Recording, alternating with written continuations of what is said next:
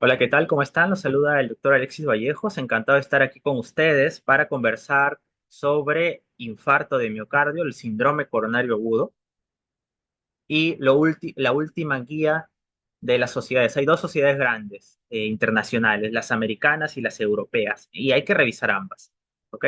Y entonces vamos a nosotros a conversar sobre la última guía americana publicada en este 2025, en el 2025 que ha pasado recientemente, y vamos a ir explicando este síndrome coronario agudo de una forma que sea fácilmente entendible.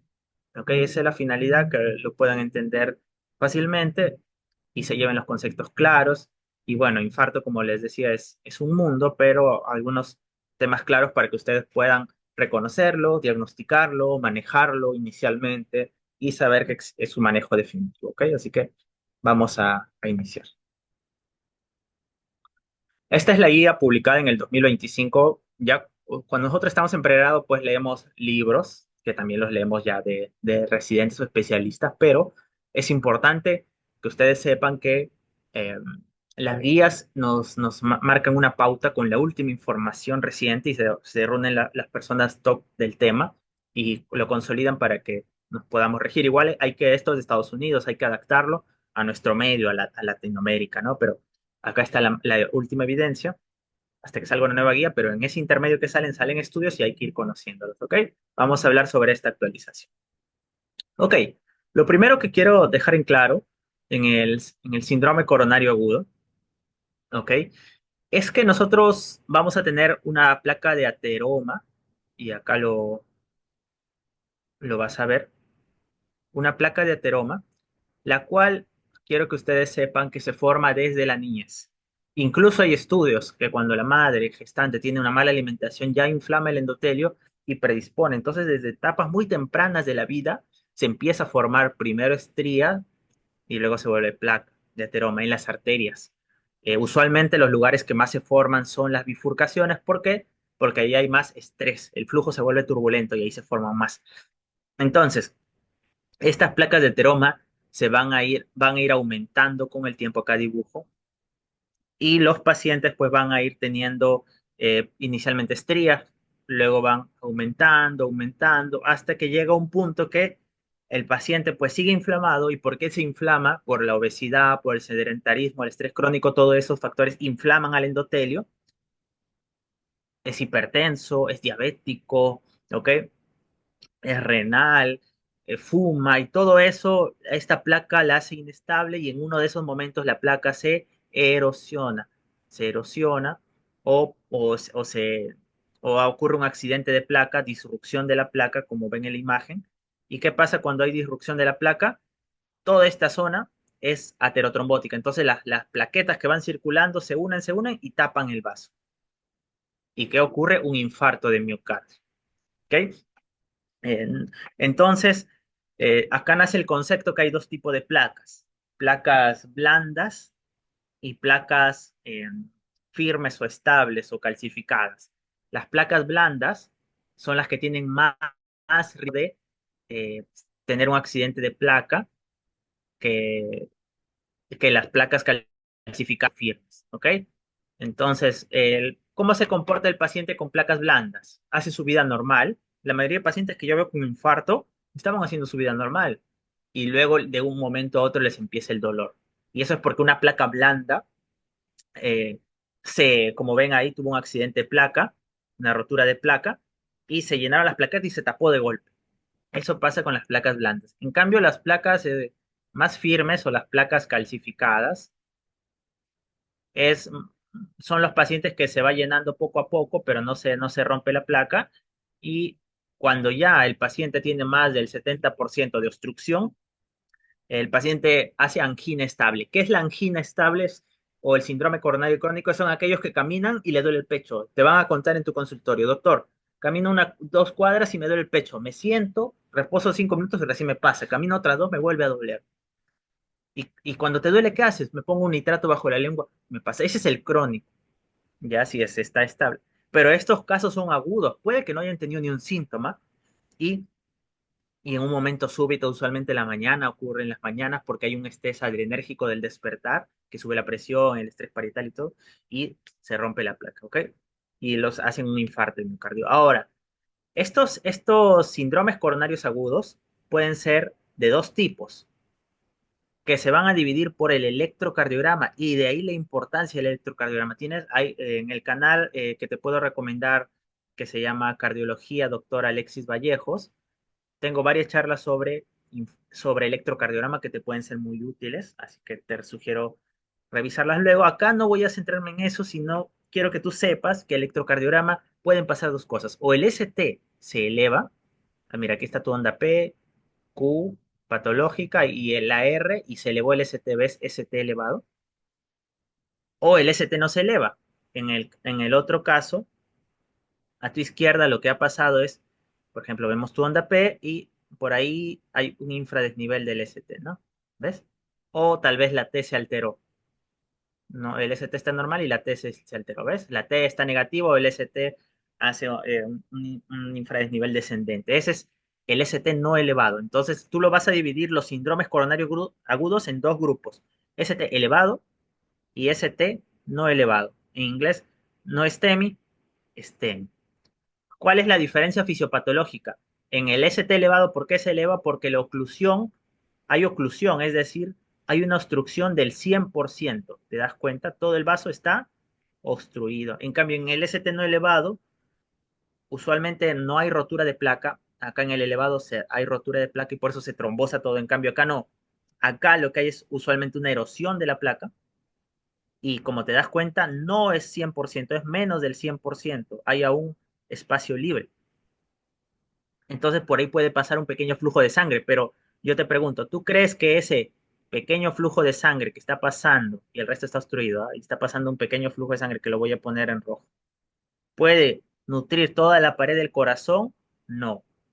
Entonces empieza, como las arterias coronarias entran desde afuera hacia adentro, o sea, desde el epicardio al subendocardio, ingresa la sangre y va irrigando la parte más externa y la parte interna ya no tiene sangre. ¿Y cuál es la primera zona que sufre isquemia? Pregunta de examen: la zona subendocárdica. ¿Por qué? Porque la irrigación va de afuera hacia adentro y porque la zona subendocárdica recibe toda la presión de la contracción. Entonces muere esta zona. Y antiguamente, ¿cómo se le llamaba al ST no elevado? Infarto subendocárdico. ¿Y cómo se le llamaba al ST elevado? Infarto, como era toda la pared que se muere, porque acá la oclusión es 100% y toda la pared se necrosa, se le llamaba infarto transmural.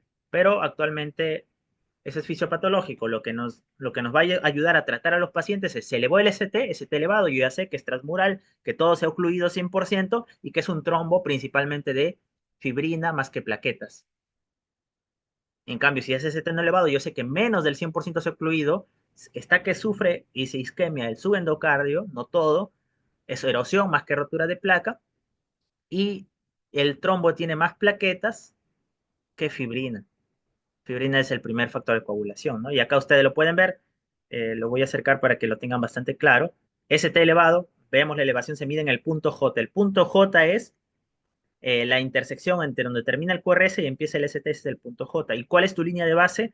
El segmento PR. Podría ser el TP, y ya te lo explico a detalle en la clase de electrocardiograma, pero acá vamos a decir que es el PR y se eleva. Como ves, acuérdate que en el electrocardiograma uno es ninguna. Es decir, si tú ves una sola derivada alterada, eso es ninguna. Tienes que ver al menos dos, ¿ok? Y esto es ST elevado y estos son ST no elevado. ¿Ves el infradesnivel del ST? Y ves la T negativa, simétrica. Acuérdate, cuando son por isquemia, es simétrica la T. Cuando es por sobrecarga u otra causa, son asimétricas. Cuando es por isquemia, es simétrica la T. Entonces, finalmente, acá voy a poner simétrica para que sepas que es por isquemia, y acá el ST que desciende, tiene que descender recto o descender o ser infradesnivel descendente. Vale la redundancia, infradesnivel con hacia abajo. No puede ser que baje y sube rápido. ¿Ok? Y luego, obviamente, con esto tú haces el tratamiento. ¿Yo necesito troponinas para hacer el tratamiento? No. Un paciente que yo ya detecté esté elevado tendría que tratarlo. No espero las troponinas, que van a demorar. En el que podría esperar es en los ST no elevados, donde si la troponina es negativa, yo le diría angina inestable, y si la troponina es positiva, infarto de miocardio, ST no elevado. ¿Ok? Espero que esa parte quede clara. Entonces, hay 5 tipos de infarto de miocardio. El tipo que hemos visto que tiene que ver con la placa, que hace rotura de placa y se trombosa todo, o erosión de placa y no se trombosa al 100%, es el tipo uno. El tipo uno es cuando la placa es la causa, aterotrombótico. Pero existen tipo 2. Por ejemplo, un paciente que hace una hemorragia severa, no le llega sangre a las coronarias y se infarta pues porque no le llega sangre, ese sería tipo 2, ¿ok? Cuando es otra causa, pero no es la placa. La placa inestable no es la causa, ese es tipo 2. Tipo 3 es el paciente que llega a la emergencia, me duele el pecho, tú dices, esto debe ser un infarto. Y, y antes de tener la troponina, muere, hace una muerte súbita. Entonces, es muerte en paciente con síntomas de isquemia, del día del dolor anginoso, y presumiblemente isquemia por electrocardiograma, que había cambios en el electro o fibrilación ventricular, antes de tener los biomarcadores. ¿Ok? Ah, listo, entonces eso sería, ¿no? El tipo 4 es cuando yo le hago el tratamiento. Miren, ¿cuál es el tratamiento del infarto? Y para eso te voy a poner acá. ¿Cómo yo trato un infarto de miocardio? Un acute coronary syndrome. ¿Ok? Hay dos formas cuando es ST elevado. Yo puedo pasarle un medicamento endovenoso que lise el trombo, pero esto solo se hace en los ST elevados, ¿ah? Porque el medicamento es fibrinolítico y el trombo del ST elevado principalmente era fibrina, ¿no? Acá era fibrina. Entonces yo le coloco un medicamento, entonces se llama fibrinólisis. Ese es un tratamiento éxito, 60-70%. Y el otro tratamiento es que eh, ingrese con un catéter. El catéter lo hago ingresar por la arteria radial, ahí nosotros punzamos, ingresa el catéter, llega hasta la arteria del corazón y ahí atraviesa el coágulo, como el coágulo es fresco porque el infarto lo atraviesa y pone ahí una malla, una prótesis o un stent que miden unos milímetros, es 2.5 milímetros, 3 milímetros, 3.5, y abre la arteria. ¿Cómo se llama este segundo tratamiento? Eso se llama ICP, intervención coronaria percutánea. ¿Ya? También le puedes decir angioplastía, pero esos son los dos tratamientos. Acá el éxito es pues más del 95% y si fallas en esto, podrías ir a cirugía cardíaca y le pones un puente mamario, sacas la mamaria izquierda que viene de la subclavia, la desprendes y luego la colocas pasando la lesión, pero eso es menos del 3% actualmente, ¿no?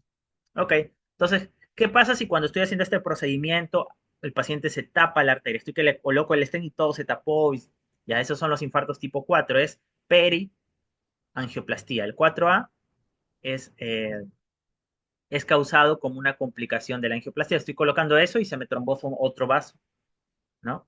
Antes de las 48 horas desde la angioplastia, ¿no? El 4B es causado por una trombosis de stent, es decir, un paciente que tiene su stent, está viviendo tranquilo en su casa y se tapa ese stent, trombosis. 4B, si he tenido casos, y 4C es cuando se restenosis. Crónicamente se va tapando hasta que se tapa el stent, crónico, 4B. Y el 5 es lo que te dije que actualmente se hace menos del 5% de casos. Eh, claro, el bypass, está buena la pregunta.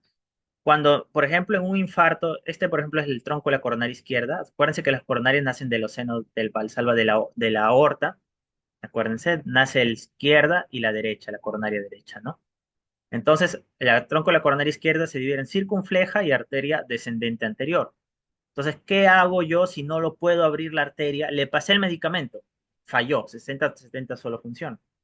Lo metí a ICP, intervención coronaria percutánea o angioplastía de emergencia, y aquí está el coágulo, no lo puedo abrir, he fallado, pasa menos del 5%. Entonces, lo que puedo hacer es de la arteria subclavia, que le voy a dibujar la subclavia, acuérdate que va al brazo, la subclavia izquierda de ahí, desprendo, traquelizo la mamaria que está al lado del esternón, la voy disecando, eso lo hace el cirujano, y una vez que la tiene suelta, la dirige hacia posobstrucción, ¿no? El puente mamario. Y ya con esto alivia. Entonces, eso es la revascularización miocardia quirúrgica de emergencia o CABG también le decimos, ¿no? ¿Y por qué te lo explico? Porque el infarto tipo 5 es un infarto causado con la cirugía. ¿Qué tal si yo le hice esto y se tapó el puente? Un infarto por la cirugía, ¿no? Son los 5 tipos de infarto agudo de miocardio que tú tienes que recordarlos porque los preguntan, ¿ok? Ahora, la guía también te menciona cuáles son todo esto son de la guía extraído, de la guía ICC-IAJ, ¿ok? Eh, ¿Cuáles son los cambios para la elevación del ST y el ST no elevado? El ST elevado tiene que elevarse eh, siempre al menos dos derivadas contiguas y debe elevarse al menos 1 milímetro, salvo hay unas dos derivadas que tiene que elevarse un poco más, que es V2 y V3, que va a depender de la edad y el sexo. Aquí, por ejemplo, en hombres, más de 40, 2 milímetros. Menos de 40, 2,5. Y en mujeres 1,5. Pero yo te digo, esto tómalo con pinzas, ¿ah? No es porque Alexis tiene 1,5 de elevación, pero está con dolor, está con cambios y no es infarto. Mentira, esto no cumple para todos. ¿Ok? Pero sí tienes que saber que al menos dos derivadas y al menos 1 milímetro en el punto J. Ahora, no te olvides que puede haber infarto de la cara antiguamente llamada posterior del corazón. Es decir, y esto para que me entiendas, si yo pongo acá el corazón, usualmente, para quienes ya han visto un electrocardiograma con toma, se ponen las derivadas, los chupones acá, V1, V2, V3, V4, V5 y V6, ¿no?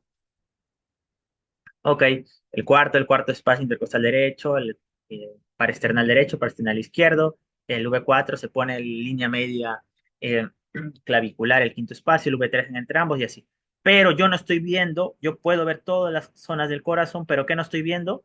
Dos cosas, el ventrículo derecho, porque más veo el septum con esto, no veo muy bien el ventrículo derecho y tampoco veo la cara antiguamente llamada posterior, pero ya se sabe por estudio de resonancia que no es una cara posterior del corazón, no existe, del ventrículo izquierdo, sino se llama ahora inferobasal, pero no veo.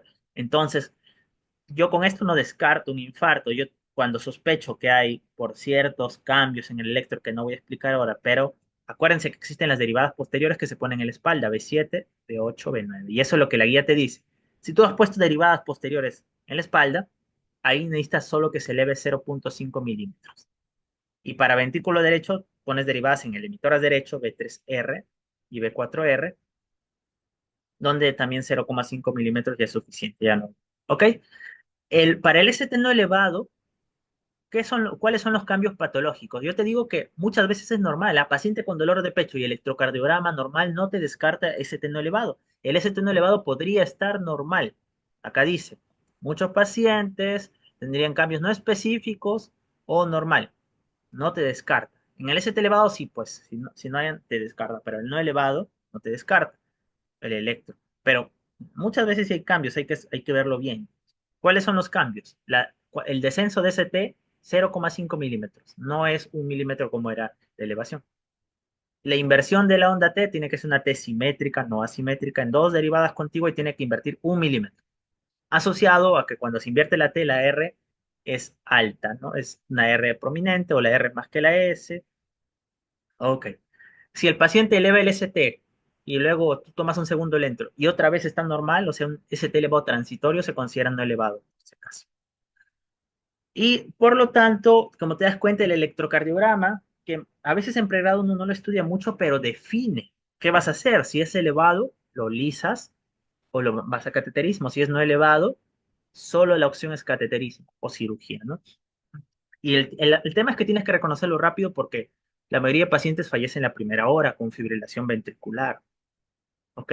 Y si lo vas a lisar, porque en la mayoría del Perú solo hay lisis, cateterismo básicamente hay por ahí en zonas bastante restringidas como Lima y no todos los centros, por ahí en Cora, en Menara, a veces Revalidad, en provincia por ahí Chiclayo, Arequipa, a veces tienen, no es que tengan así 24 horas todos los lugares, entonces lo que más hay es lisis y la estrategia es fármaco invasivo en Perú y en muchas zonas de Latam.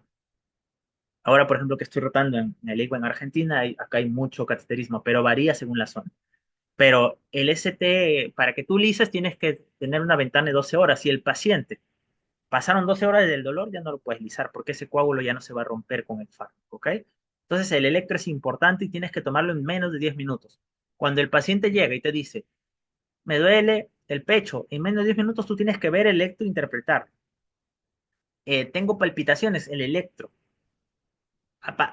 el dolor abdominal es lo que más confunde. Muchos pacientes tienen dolor abdominal, dicen, no, esto es distensión, dispepsia, y tú.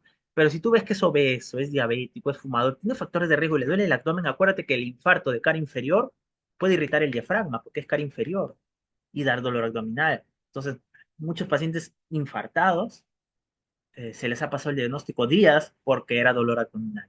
Así que ten cuidado con eso. En menos de 10 minutos deberías tener el electro, ¿ok?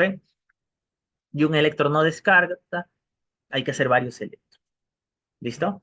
Ahora, si yo al paciente le voy a hacer el cateterismo, es clase uno que tengo que hacerlo en menos de 90 minutos. Es decir, ya acá te lo explico bastante rápido, para la guía ACC o AJA, cuando el paciente llega con síntomas y tú sospechas, no es solo dolor de pecho, podría ser falta de aire, disnea se llama equivalente anginoso, en menos de 10 minutos debería tener yo mi electro interpretado y acá yo decidir, ya, ok, estoy ante un síndrome coronario agudo, tengo que definir si es ST elevado o ST no elevado.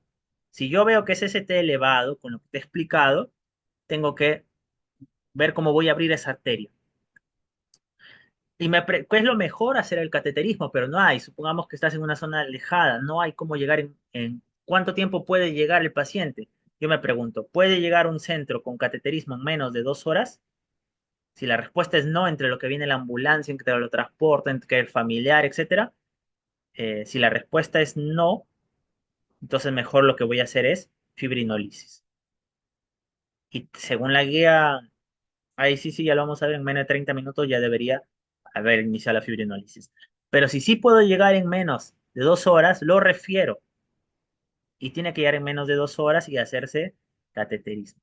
Ahora, ¿qué pasa si es un ST elevado y el paciente está en un centro que sí tiene cateterismo?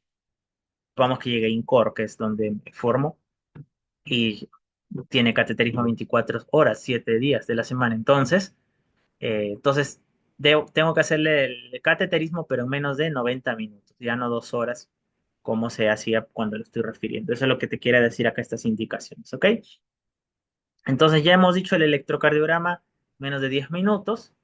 Tengo que hacer mis 12 derivadas y ya te hablé de las derivadas derechas para ventrículo derecho y las posteriores para infarto posterior. El infarto que más se pasa es el posterior, acuérdate.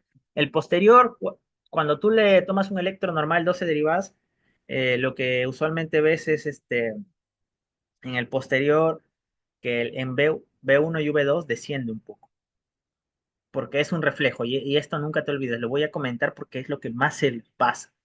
Y tú vas a tener pacientes y vas a referir a los pacientes muchas veces si es que no te dedicas a cardiología o emergencia. Entonces quiero que lo reconozcas esto. El electrocardiograma es un espejo, ¿ok? ¿Por qué un espejo? Por ejemplo, si yo tengo B7 y B1, si yo digo que hay un infarto posterior, o sea que B7 se eleva, ¿qué va a pasar en B1? Va a infradesnivelar el ST. Es un espejo donde vayas. Tú pones dos derivadas contrarias. Si en un lado eleva, en el contrario tiene que bajar porque es una cuestión de voltaje. O sea, se acaba la carga positiva y la negativa. Tengo un infarto posterior en V1 y V2 que te da descenso del ST. Pero tú ahí tienes que ser mosca. Ah, si el ST está descendido, entonces atrás tal vez está elevado. Y pones B7, B8, B9. Y ahí está elevado. Entonces un ST elevado. Tienes que lisarlo, tienes que hacer cateterismo urgente, etc. Actualmente han salido las troponinas de alta sensibilidad, ¿ok? Que para el laboratorio Roche, que es el más usado, las troponinas C es la que más usamos, menos de 5 es negativo. ¿Ah? Y cuando uno tiene dudas, esto es para el ST no elevado, ¿ah?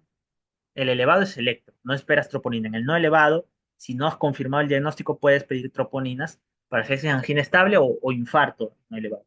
Entonces haces a la hora y a las 2 horas. Y con esto ves si está en valores elevados o hay un delta, una variación que te dice que hay curva ascendente de troponinas y por lo tanto estás ante un infarto de miocardio ST elevado.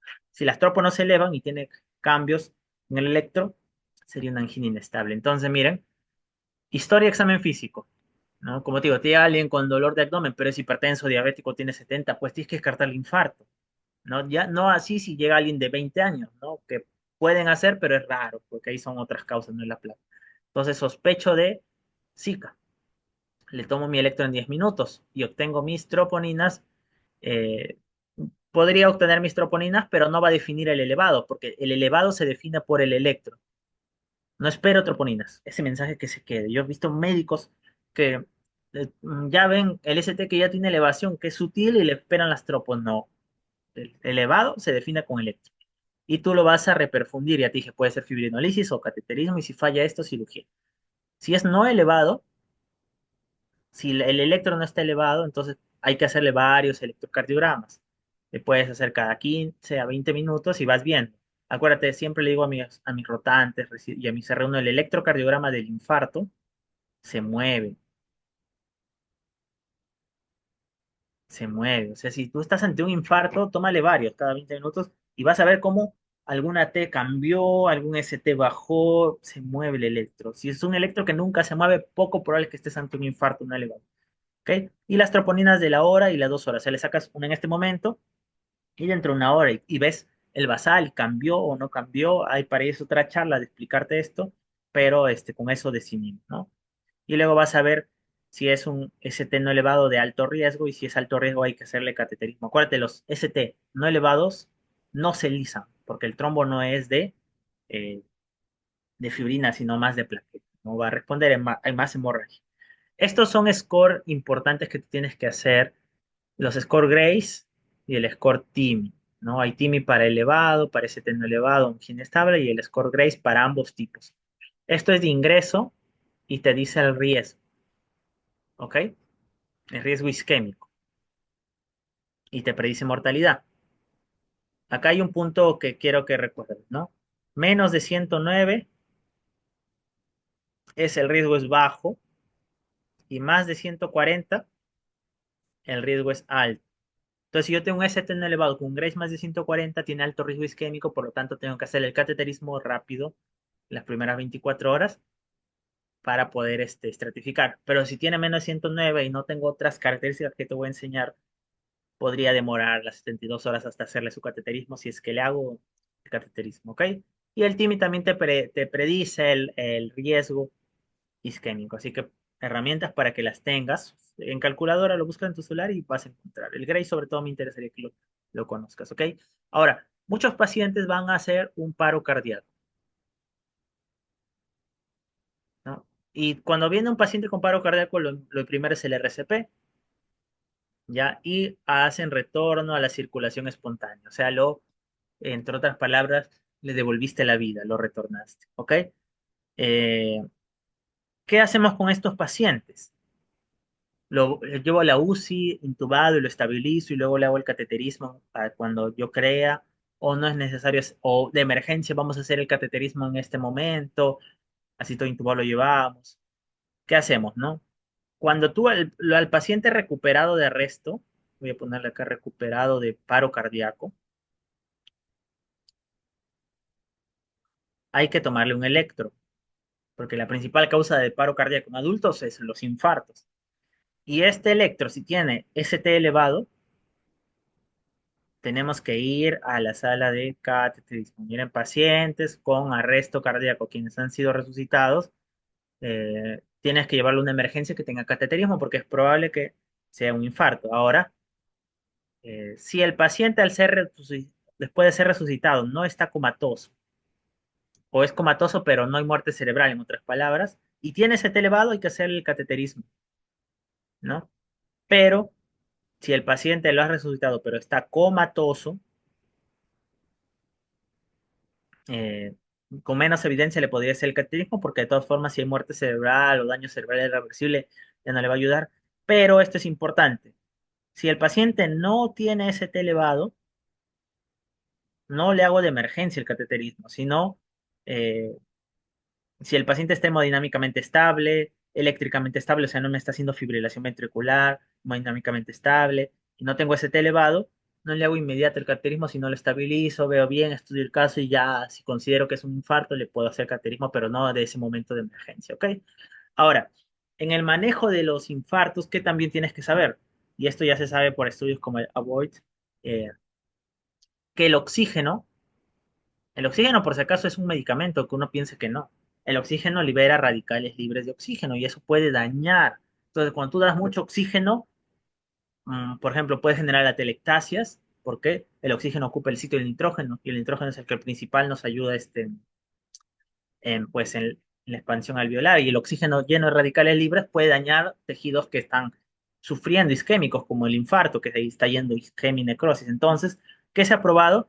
Que solo das oxígeno si tiene una saturación menos de 90%.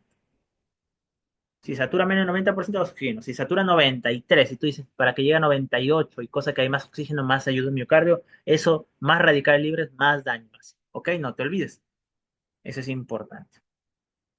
Cuando el paciente está con dolor, yo no le puedo dar, y eso es frecuente también. Yo he visto pacientes que van, me duele acá, me dice, me duele acá, y le dan en las farmacias o a veces malas evaluaciones que le ponen ketorolaco, diclofenaco, dexametasona, el combo, diclodexa. Miren, cuando hay un infarto,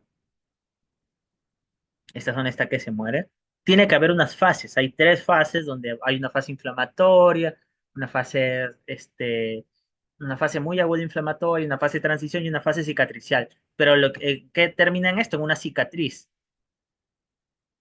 Y esa cicatriz, pues es colágeno y evita pues que la pared se rompa, ¿no? Porque hay cicatriz. ¿Qué pasa si, y la cicatriz es un proceso inflamatorio? ¿Qué pasa si tú al paciente le das antiinflamatorios, que hay dos? AINE, antiinflamatorio no esteroideo, y los corticoides, que son antiinflamatorios esteroideos. Bloquea la inflamación, bloquea la cicatriz y esto se rompe y ¿qué hace? Ruptura miocárdica. Entonces, lo peor que puedes hacer en un infarto es darle AINES o corticoides y muchas veces le dan porque no evalúan bien. El dolor de espalda, dicen ya era un dolor irradiado, dolor de acá de mandíbula, un dolor irradiado. Y detuvieron la inflamación y se rompe y fallece, hace taponamiento cardíaco. Entonces, esto está contraindicado en el dolor de infarto. Para el dolor de infarto usamos dos medicamentos básicamente, nitroglicerina en el estado y morfina. Ya, y el dolor realmente con esto lo puedes aliviar momentáneamente, pero va a pasar cuando quites la obstrucción, ¿ok? O cuando ya se murió cuando se muere ese tejido también pasa. Entonces, usualmente si tienes un paciente le podrías dar sublingual, pero lo que nosotros más usamos es endovenoso. Se llega el paciente y no puede estar hipotenso, pues porque está en shock cardiogénico y tú le das nitroglicerina, que es venodilatador, lo vas a hipotensar, ¿no? Entonces, por ejemplo, está que le duele ahí porque está obstruido. Entonces, tú con nitroglicerina abres los colaterales y le llega sangre y le baja el dolor. Entonces, empiezas con 10 microgramos minuto y según titula, según el dolor. Pero no lo puedes usar si es infarto ventrículo derecho. Acuérdate, el ventrículo derecho hace hipotensión y shock cardiogénico cuando se infarta. Para que se infarte el ventrículo derecho debe ser una coronaria derecha proximal. Entonces, hay tres fármacos que no debemos dar cuando hay infarto ventrículo derecho, porque lo vas a mandar a shock cardiogénico y va a morir. Uno es la nitroglicerina, porque está la justa compensado y tú venodilatas y le quitas el retorno venoso al ventrículo derecho y se choca el paciente. Nitroglicerina contraindicada en infarto ventrículo derecho. ¿Cuál otro? Beta bloqueadores, contraindicado en infarto ventrículo derecho. Y el tercero, diuréticos, porque usualmente, inicialmente, buscamos que el paciente aumente su precarga y ya luego, si nos pasamos, si se pasó, le das diuréticos. Pero inicialmente, nitroglicerina y beta bloqueador contraindicado en infarto ventrículo derecho. Tampoco le vas a dar si está hipotenso, pues. Si una sistólica menos de 90 o si estaba ya en 120, pero tú ya le bajaste o en 130 y le bajaste a 100, tampoco. O sea, la sistólica no le puede bajar más de 30 milímetros de mercurio. ¿Ok? Y acuérdate que hacen taquifilaxia a las 24 horas. Listo. Tampoco se da, y eso es frecuente. La nitroglicerina a través. mm, La nitroglicerina, pues, es donador de óxido nítrico a través de una enzima que se llama la aldehído deshidrogenasa tipo 2 mitocondrial, a diferencia del nitroprusiato que no lo necesita. Entonces, dona óxido nítrico. ¿Qué otro medicamento da óxido nítrico y es usado frecuentemente por varones, sobre todo entre 50, 60, 70 años? El sildenafilo y tadalafilo. Pero también he visto en jóvenes, yo le pregunté a uno de 30 y había usado. Si tú le das nitroglicerina y él ha tomado ese medicamento, va a haber fusión, tanta sumatoria de óxido nítrico que el paciente va a hacer un shock cardiogénico por el medicamento, por la fusión. Entonces, antes de dar nitroglicerina, que tienes que preguntar si ha tomado uno de estos medicamentos. Al menos 24 horas no debería haber tomado sildenafil y 48 taladafil, lo que tiene más vida de acción más larga. ¿Ok? Listo. La morfina también lo podemos usar. Usualmente usamos bolos de 3 miligramos y cada 5 minutos vamos viendo cómo va el paciente. Eh, Más de 10 miligramos no deberíamos llegar y esto ayuda el dolor eh, cuando no ha disminuido con nitroglicerina, ¿ok? Pero no se le da a todos morfina. Hay estudios como el Atlas que demostraron que si tú le das morfina a los pacientes, ¿qué hacen los opioides a través de sus receptores Mu? Disminuyen el peristaltismo y la absorción. Entonces, cuando uno tiene un infarto, ¿qué le da? Aspirina, clopidogrel, o sea, lo cargas, medicamentos. Si tú le das morfina, uno, da náuseas. Mucha gente vomita apenas le dan y perdió toda su medicación. Y lo otro es que la medicación se hace lenta la absorción y no entra la antiagregación plaquetaria intensa y podrías empeorar el cuadro. Así que no se le da a todos morfina, ten cuidado porque vas a disminuir el efecto de otros medicamentos, ¿ok? Solo en pacientes que no han mejorado con nitroglicerina y y no te olvides que puede disminuir los efectos del P2Y12. Y tiene efectos adversos, poder hipotensar también. Hay que tener mucho cuidado en infarto ventrículo derecho, donde algunos prefieren dar petidina, ¿no? Y fentanilo ya para dolores más intensos, pero no lo solemos usar. Entonces, en antiplaquetaria terapia, ¿cuál tenemos que dar? Aspirina. La antigua aspirina del laboratorio Bayer se da 300 miligramos en carga. Unos tics de aspirina. Uno, aspirina no le puedes dar la que tiene cubierta entérica. Ojo que venden aspirina con cubierta entérica para uso crónico. No puede ser la cubierta entérica porque va a demorar en absorber si tú necesitas rápido. 3 tabletas de 100. A segundo, no la de cubierta entérica. Segundo, se la da triturada o que el paciente lo mastique para que se absorba rápido. Tercero, así haya usado, igual lo tienes que cargar. O sea, si diga, doctor, pero yo tomo todos los días, igual lo cargas. Porque lo que hay que antiagregar es toda la circulación esplácnica. Ahí está el reservorio venoso más. Hay un reservorio venoso con gran cantidad donde está el volumen estresado, de gran cantidad de plaquetas que hay que este, inactivar, ¿ok? Eso. Luego que le das tus 300 miligramos de aspirina, ya le das 100 al día en los siguientes días de por vida, prácticamente, ¿ok? Listo, y se da tanto para el ST elevado como el no elevado. El elevado como el no elevado para los 12 cargas, ¿no? Se puede dar de 162 a 325, pero lo que solemos dar es 300. Ya eso es nuestro protocolo más usado. No pasa nada si tiene falla renal, igual se da. ¿Ok? Igual con el clopidogrel, no se altera la absorción este, por enfermedad renal crónica. Listo. Ahora, esta es la aspirina que ya hablamos, y el segundo antiagregante que vas a dar va a depender esto es tanto para el ST elevado como el no elevado, pero los segundos antiagregantes que tienes que dar son los P2Y12, inhibidores del P2Y12. Los inhibidores del P2Y12 tienes tres en potencia. Este es el más potente, Prasugrel, ticagrelor el segundo en potencia y clopidogrel el menos potente. Lamentablemente, más en nuestro medio tenemos clopidogrel, pero idealmente deberíamos tener los tres más disponibles, ¿ok? Entonces, cada uno va a tener, primero te voy a explicar en ST elevado y luego en no elevado, ¿ya? En ST elevado puedo usar los tres, pero va a depender la estrategia. Si yo voy a hacer cateterismo, mejor usa prasugrel o ticagrelor cuando yo voy a hacer ICP, o sea, cateterismo. Voy a abrir con una angioplastía la arteria. ¿Ya?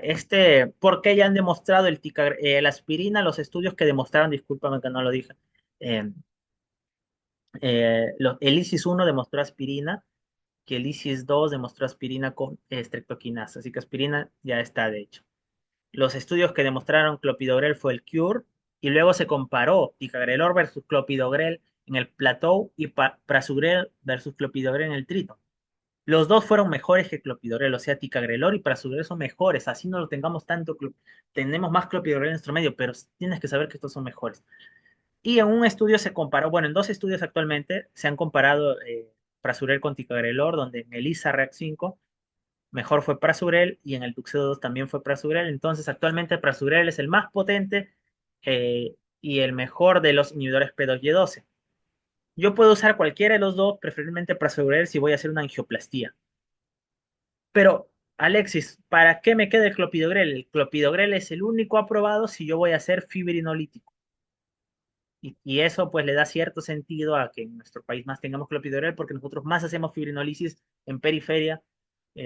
Somos un país fármaco invasivo. Entonces, si es fibrinolítico, solo puedo usar con clopidogrel. Si es este, ICP, podría usar los tres, siendo de elección prasugrel, segundo ticarelo, tercero clopidogrel. Ya, eso. Eso es para ST elevado. Ahora, si es ST no elevado puede usar los tres también, pero el prasugrel solo lo uso si conozco la anatomía coronaria. Anatomía coronaria. ¿Qué significa?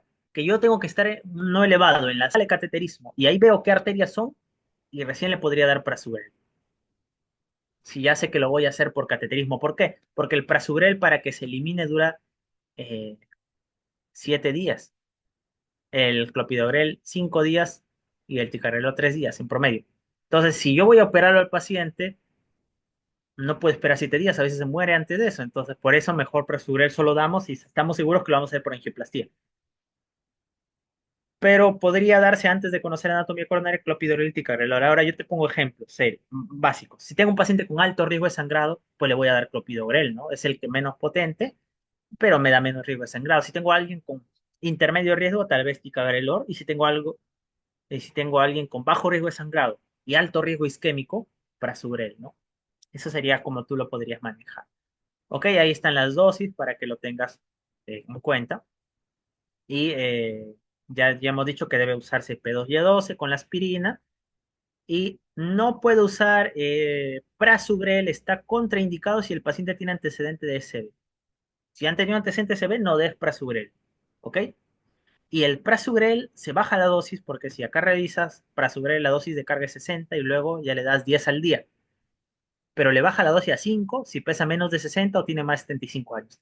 Aunque yo te diría que si tengo a alguien que pesa poco o tiene más de 75 años, que tiene muy alto riesgo de sangrado, estos dos grupos, en los cuales prasugrel demostró más riesgo de sangrado y por eso se extrapoló y se bajó la dosis, no significa que esa dosis, pues, has hecho un trabajo solo para probarse esa dosis.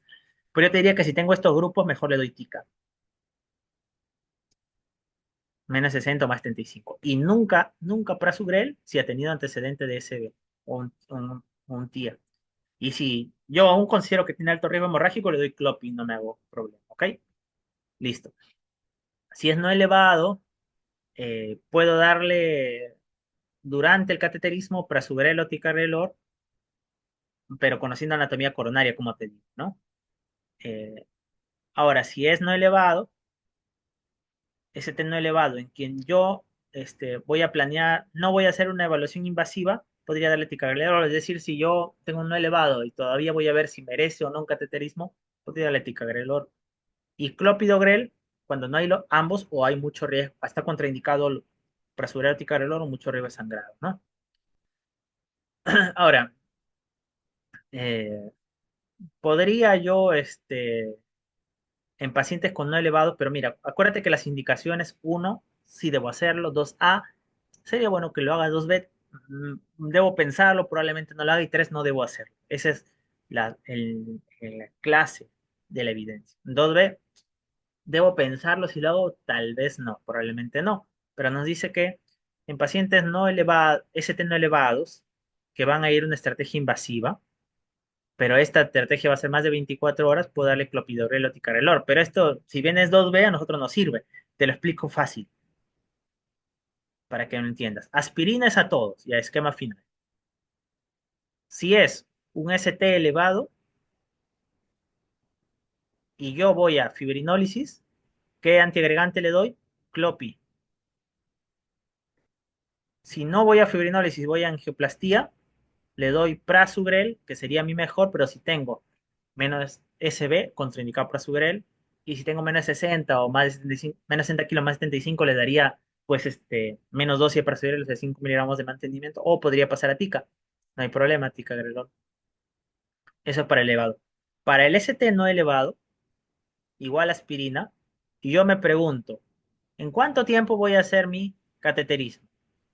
Si mi cateterismo voy a hacerlo en menos de 24 horas o más de 24 horas, porque hasta que lo refiera, pero el no elevado, pues no es tan grave como el elevado, ¿no? Entonces, por eso a veces la referencia demora. Si lo voy a hacer en menos de 24 horas, acuérdate que solo puedo dar, solo luego de hacer la coronariografía y ver la anatomía coronaria, o sea, después de mirar con la angiografía y ver la anatomía coronaria, recién puedo dar prasugrel. Incluso ahí te dice que también ticagrelor idealmente es después de ver la anatomía coronaria. El que podría dar antes realmente es clopidogrel sin conocer la anatomía coronaria. Eh, Hasta ticagrelor se podría ya, pero prasugrel no. Este sí o sí, solo conociendo la anatomía coronaria, eso se vio en Elisa Rectribe, ¿no? Ahora, si va a demorar la referencia más de 24 horas, que es frecuente que pase en la TAM, entonces yo podría darle, sin conocer anatomía coronaria, clopidogrel o ticagrel. ¿Por qué puedo darles esto sin conocer? Es que los ST no elevados muchas veces son quirúrgicos. Los elevados, la mayoría de veces son angioplastías, pero los no elevados frecuentemente son quirúrgicos.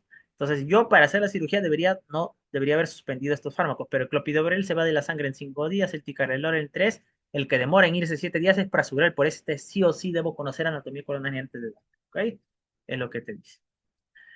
Bueno, en el manejo en hospital, ya hemos hablado de los STEMI, prasugrel o ticagrelor, para el ST elevado, que va a angioplastía, ¿no? Clopidogrel solo si no disponibles o están contraindicados. Y si es fibrinolítico, clopidogrel, ya le hemos dicho.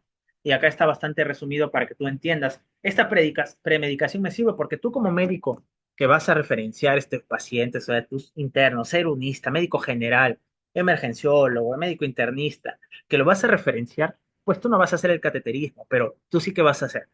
Vas a diagnosticar, vas a dar la aspirina, vas a dar el inhibidor de P2Y12 y tienes que elegir bien, tienes que dar la dosis de carga que te he mencionado.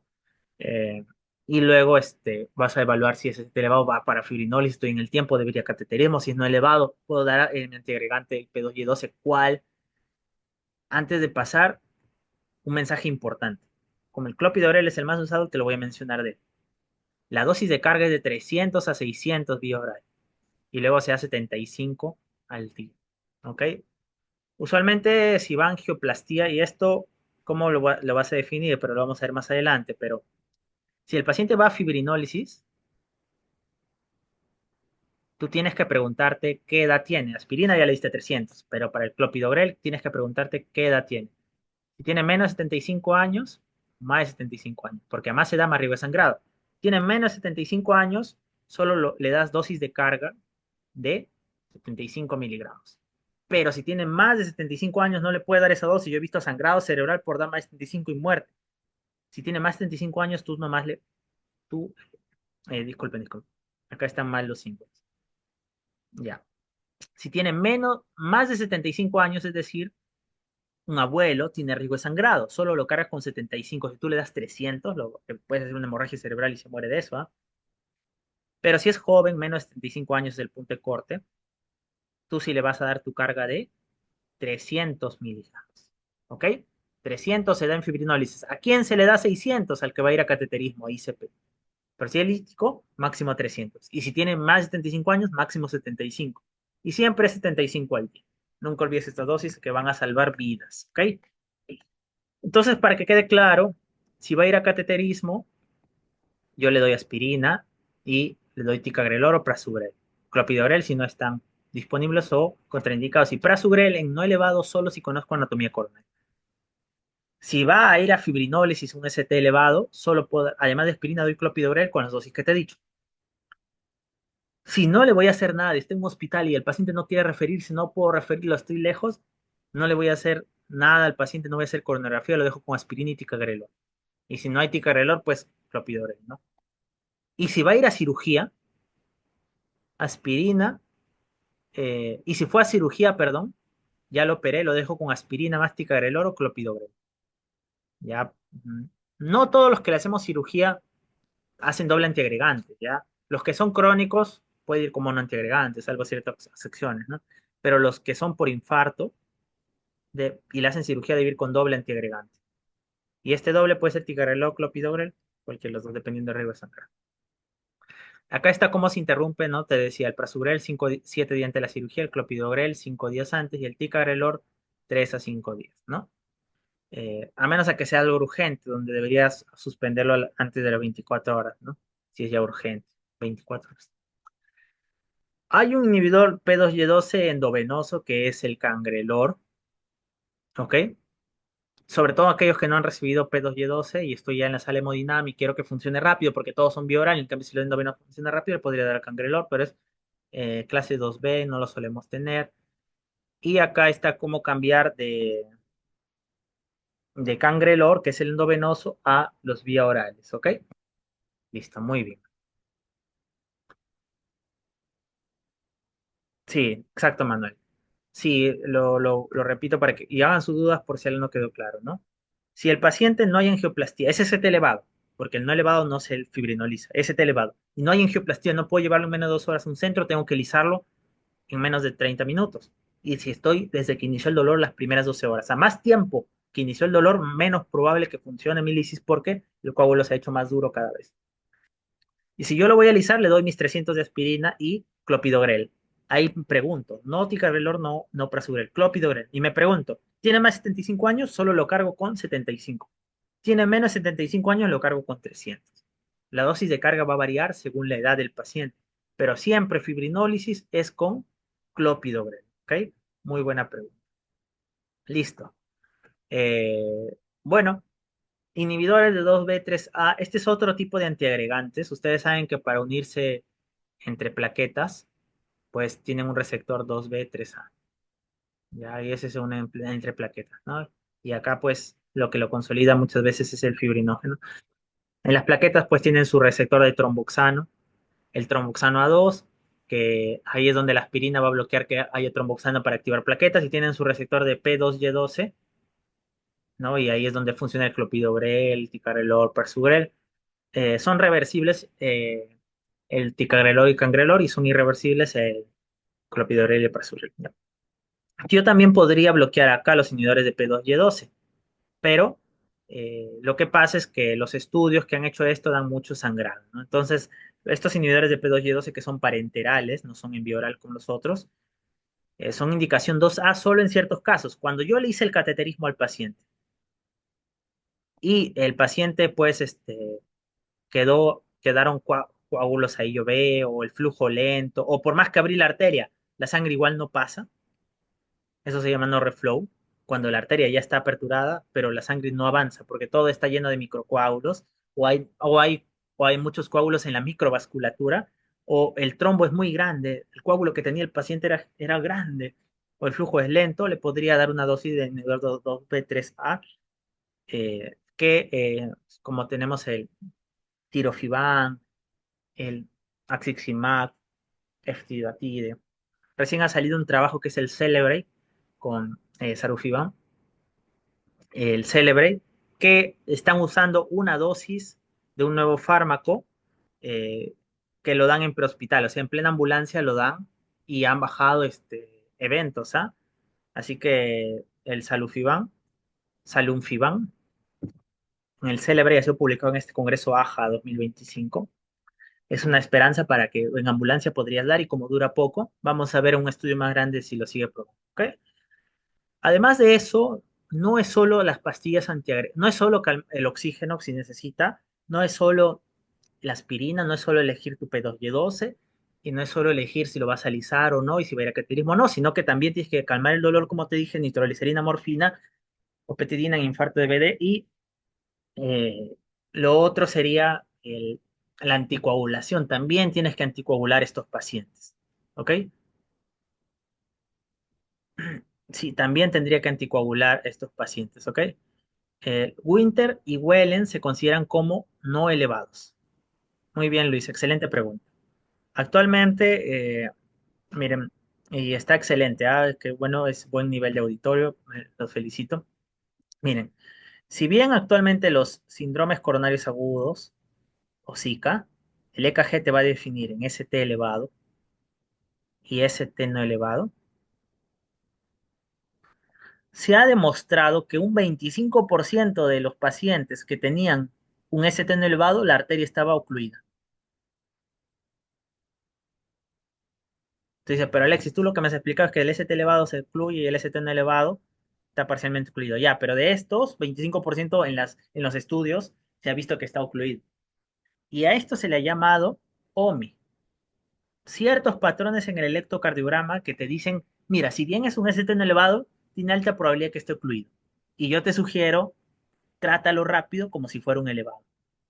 Estos patrones OMI, que para eso te dirijo a una charla, como te mencionaba en el canal Cardiología, doctor Alexis Vallejos, porque ahí es de electro, hay que hablar mucho de electro, pero hay varios patrones OMI, donde está, por ejemplo, el patrón de Winter que me preguntaron, el patrón de Wellens, el patrón de Slanger, de bandera sudafricana, de remolino, y así hay varios patrones, hasta 12 se ha contado, pero de esos, el patrón pues que le llamamos disquemia endocárdica difusa, hay varios patrones, ¿ya? De estos, hasta ahora en la literatura, hay muchas corrientes que dicen que ya no debe dividirse en ST elevado y no elevado, sino en OMI versus no OMI. O sea, ese es lo último que hay, ¿no? Que ya no hay que dividirlo en ST elevado y no elevado, sino OMI versus no OMI. Pero como todo el mundo maneja el elevado y el no elevado y más fácil, porque para esto sí hay que entrenar muy bien la vista electrocardiográfica para descubrir un OMI, porque son difíciles, ¿ah? Entonces, aún las guías lo mantienen como elevado y no elevado, pero yo te digo que en unos años va a cambiar elevado y no elevado y va a ser OMI versus no OMI. Así que esto hay que ir estudiándolo. Por ahora, ¿qué hacemos cuando hay un OMI? Los OMI no se lisan, pero ¿por qué te digo que hay que manejarlo rápido? Porque podría la arteria estar ocluida. Así que hay que ir a cateterismo rápido, a ICP, de forma rápida, ¿no? ICP que le llaman temprana, menos de 2 horas idealmente, o en el primer día, aunque sea. Ya. Urgente menos 2 horas, temprana primer día. O sea, esto y el Wellens y el Winter que me preguntaron, lo consideramos como no elevado en el momento, como patrones OMI dentro del complejo más grande no elevado, pero ¿qué cambia si los identifico? No lo voy a alisar, pero tengo que hacerles el cateterismo urgente, porque eso podría la arteria estar tapada realmente. ¿Ok? Muy bien, excelente pregunta. Ahora, cuando yo voy a anticoagular al paciente, porque no es solo antiagregar, ya, antiagregar plaquetas y el sistema de coagulación, tengo que anticoagular. Para eso tengo heparina sódica, bivalirudina, enoxaparina y fondaparinox. ¿Ok?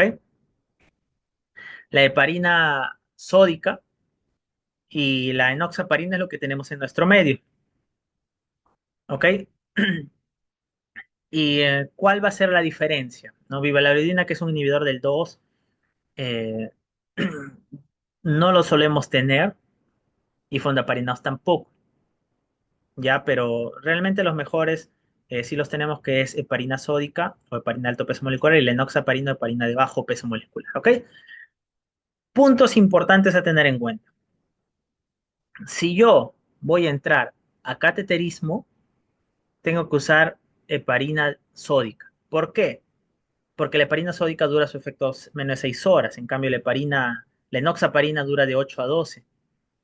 Entonces, cuando yo entro a cateterismo y voy a colocarle heparina para hacer el cateterismo y ya tenía efecto enoxaparina, puede sangrar el paciente, sangrar el cerebro. Entonces, idealmente, si yo recibo al paciente y sé que voy a entrar a cateterismo, le pongo heparina sódica, porque la heparina sódica dura menos efecto, y yo podría revertirlo con protamina. En cambio, para el enoxaparina es difícil revertirlo con protamina. Entonces, si tú vas a entrar rápido a cateterismo, heparina sódica. Si no vas a entrar rápido, estás en provincia, enoxaparina, porque para heparina sódica tienes que pasarle endovenoso y en infusión continua y tener controles de TTPA cada 6 horas. O sea, es complejo, te pasa sangre. En cambio, enoxaparina es una dosis estable subcutánea, dosis según peso subcutánea, cada 12 horas. Y vas viendo. En cambio, la heparina sódica tiene que estar cada 6 horas titulándole, le subo, le bajo, etcétera. ¿Ok? Ahora, si es un paciente muy obeso, pues no le vas a poner enoxaparina, porque enoxaparina le pones tejido subcutáneo. Y si tiene una obesidad grande, se va a quedar en ese tejido subcutáneo y nunca va a llegar. Entonces, no en obesos. Y también te diría que no si el paciente está chocado. Porque si está chocado, el cuerpo no va a mandar sangre al tejido subcutáneo. y tú le pones tu enoxaparina y se queda por ahí volando. No, no hay sangre que lo recoja. En cambio, como el heparina sódica está endovenoso, lo recoge, lo recoge va directo a la sangre, no tiene que ir al tejido subcutáneo y que ahí recién llega la sangre, no. Entonces, esas son como que algunas diferencias, ¿no? Importante las dosis. Ah, ¿y con cuál lisas, no? Puede lisar con ambos. Eh, Se ha probado en varios estudios con cuál uno podría lisar. Entonces, lo que se ha visto es que si tú lisas, hay sobre todo un estudio que demostró que si tú lisas con heparina sódica, hay un poco más de sangrado. Sí, entonces, perdón, con enoxaparina hay un poquito más de sangrado, pero es más eficaz. Entonces, eso fue visto en el Stractime 25, donde se lisó fibrinólisis, se hizo una rama con enoxaparina y una rama con heparina sódica, de ahí salen estas dosis, y pues lo que se vio, como te digo, era que era mejor hacerlo con enoxaparina, si bien habría un poco más de sangrado con enoxaparina. Entonces, actualmente estamos lisando con ya, pero si va a ICP rápido, hay que usar heparina sódica. ¿Listo? Ahora, ¿cuánto le damos de heparina sódica? Le das 60 unidades por kilo, bolo máximo 4000, y luego le dejas infusión, inicias a 12 unidades por kilo por hora máximo 1000 y vas sacando TTPA 60-80. Si has hecho fibrinólisis, el objetivo es 50-70, ¿va? Ok. Y luego, cuando entra una sal hemodinamia, nosotros hacemos el ACT o TCA y tiene que estar entre 250 y 300 y ya tú puedes ver cuánta dosis le falta o le quitas, ¿no? O le reviertes, etcétera. ¿Ya?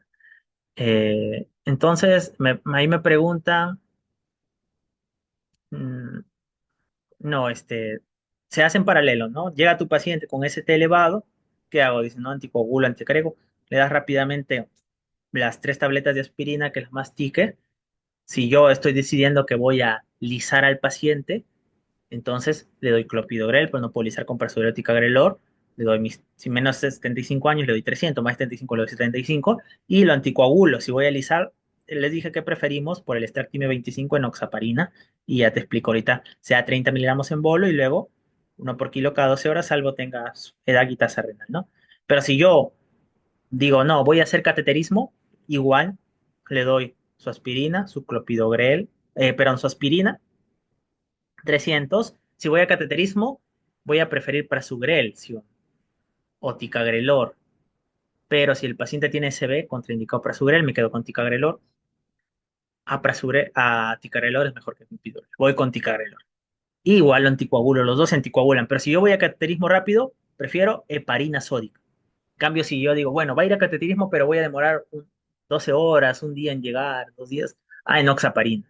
O sea, ICP cuando va a ser una ICP en menos de 6 horas, voy con heparina sódica, pero si sé que va a demorar la coronografía o la referencial, va a llegar en 2 días, enoxaparina podría ser. Ahora, si está chocado, heparina sódica, porque va a la vena. En cambio, la enoxaparina va al tejido subcutáneo y nunca se va a absorber. Cuando alguien está chocado, la sangre solo se va a corazón, suprarrenal, cerebro, y ya no se va a otro lado. Entonces nunca llega al tejido adiposo.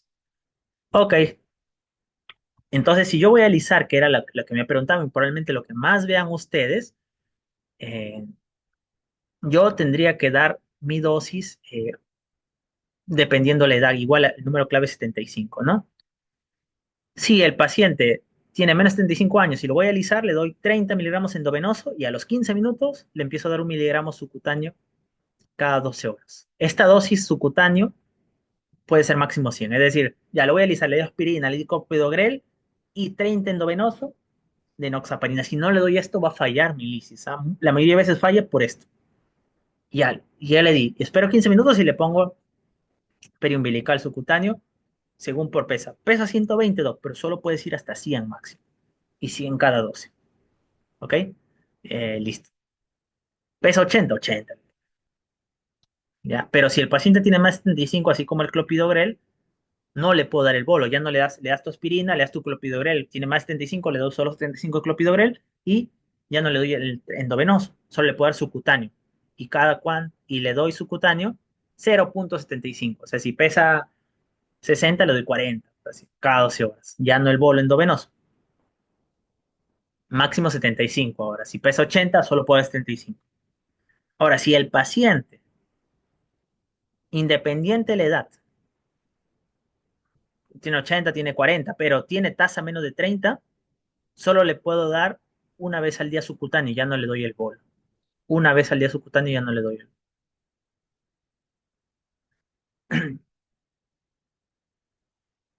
Nada, usualmente, como les comentaba, si el paciente tiene la sospecha de infarto, el electro te va a mostrar si ese es elevado. Si el electro te dice que no es elevado, hay la posibilidad que sea no elevado. Entonces, ¿qué haces ahí? Le sacas una troponina ahora y dentro de una hora. Y ves si cambió, si está en ascenso, si cierto punto de corte. Y le sacas electro cada 20 minutos. Y si tú ves que hay algún cambio entre un electro y los otros, el paciente, pues ya estás ante un ST no elevado, ¿no? Esas serían las dos ideas. O la troponina viene alta, ¿ok? Listo. Muy bien. Y esto era lo que mencionaba de la anticoagulación. Eh, Puedo usar en el no elevado, heparina sódica, o podría usar en los que no voy a hacer cateterismo rápido, no voy a hacer temprano en las primeras 24 horas, sino oxaparina o fondaparina podría usar. Y en los que van a ir a revascularización, es mejor la heparina sódica, ¿ok? Porque va a ir rápido, ¿no? Ahora en ST elevado y no elevado, que van a ir a cateterismo, la heparina sódica, porque va a ser algo rápido, ¿no? Podría ser bivalerodina como alternativa, pero heparina sódica es lo que más usamos. En el no elevado, con menor evidencia, eh, bivalerodina podría ser en lugar de heparina sódica, con menos evidencia, o enoxaparina también podría ser, pero no puedo dar fondaparina ox, ¿no? De los estudios Oasis, no puedo darlo en pacientes que voy a hacer cateterismo. Ese es el único anticoagulante que no se daría cuando voy a hacer cateterismo. Y si voy a, y ya con esto, termino con esta parte, ¿ok? Con esto voy a concluir. Si el paciente va a ir a fibrinolisis, aspirina, clopidogrel, y yo voy a darle al paciente en oxaparina. Por este estudio Stractimi 25, te dije, ¿no? 30 miligramos endovenosos, si es menos de 35 años, 30 miligramos endovenosos. Y luego de 15 minutos, uno por kilo subcutáneo cada 12 horas, máximo 100 en las primeras dos dosis. Si tiene más de 75 años, o sea, es añoso, no le doy el bolo endovenoso y solo le doy 0,75 subcutáneo cada 12 horas, máximo 75 en las primeras dosis. Y si tu tasa de filtración es menos de 30, no le doy el bolo tampoco y la dosis que doy ya no es cada 12, 1 miligramo cada 24 horas, ¿ok? Ahora, fondaparina os podría darlo también en fibrinólisis, pero más usamos enoxaparina. Y algo importante, esto sí es un mensaje clave. Cuando yo tengo un síndrome coronario agudo, un SICA, independientemente de la estrategia, sea ST elevado, ST no elevado, yo lo anticoagulo con todo lo que hemos conversado hasta revascularizar. O sea, si yo ya le hice mi cateterismo, y ya le puse mi stent o le hice mi cirugía, ya no lo tengo que anticoagular. ¿En quién sí lo mantengo la anticoagulación? Solo mantengo por 8 días o hasta que se revascularice en el que le di fibrinolisis. Si alguien que lo fibrinolicé, por más que le abrí la arteria, debo seguir anticoagulándolo si no se va a volver a tapar. En el que no le hice nada, no revascularice. O sea, no lo pude referir a tiempo, ya no tiene criterio, lo mantengo 8 días de anticoagulación, ¿ok? Esos dos grupos yo aún lo mantendría anticoagulado por un máximo 8 días o hasta que se vascularice. Y bueno, quería terminar con esto. Bueno, se ha hecho muy popular estos días sobre, bueno, ya lo habrán visto en redes que trata sobre que un pingüino estaba con su grupo y decide voltear y seguir un camino. Lo grabaron en un documental de National Geographic en el 2007 y se ha hecho ahora famoso. Y por más que los investigadores lo regresaban, ¿no? Volvía a caminar, ¿no? Si bien puede tener un significado malo, también podría significar que si tú quieres seguir tu camino, no es necesario que sigas lo más cómodo, es decir, estar en tu zona de confort, estar siempre protegido, hacer lo que hacen todos. Si tú quieres lograr cosas grandes, vas a tener que desprenderte de la manada y seguir tu camino y como bueno, sacando algo positivo de lo que ocurrió y que inspiró a mucha gente, seguir hacia tus montañas. No sigue caminando hacia tus montañas, ¿no? Sigue tu camino, así vayas en contra del resto.